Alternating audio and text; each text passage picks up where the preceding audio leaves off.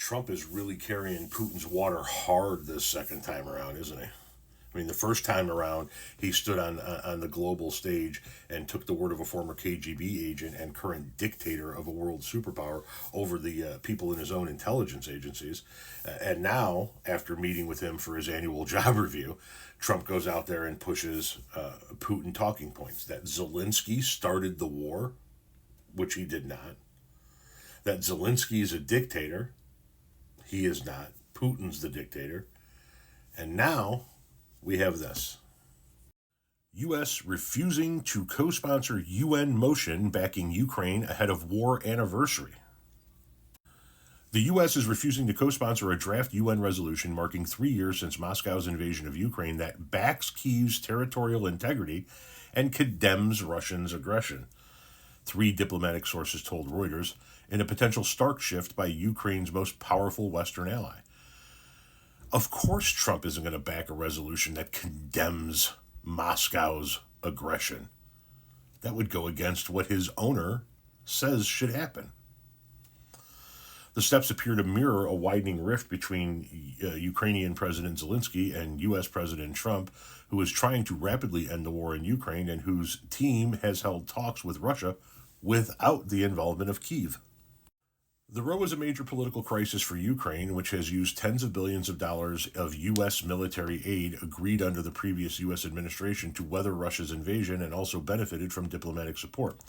The draft resolution for the UN General Assembly, seen by Reuters, condemns Russian aggression and reaffirms a commitment, quote, to the sovereignty, independence, unity, and territorial integrity of Ukraine with its international recognized borders.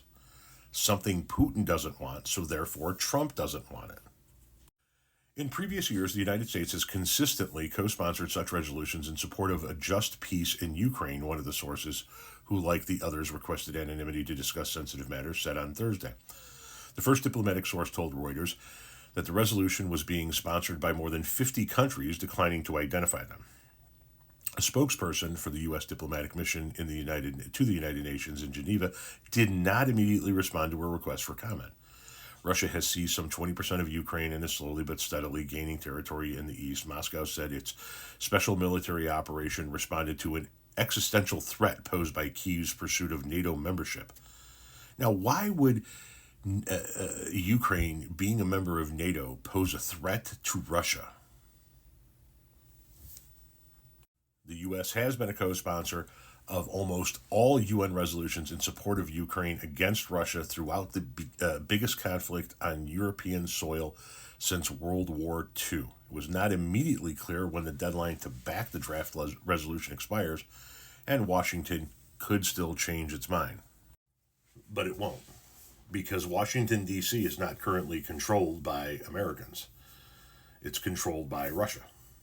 As long as Donald Trump sits in the White House, our federal government takes its marching orders from Vladimir Putin.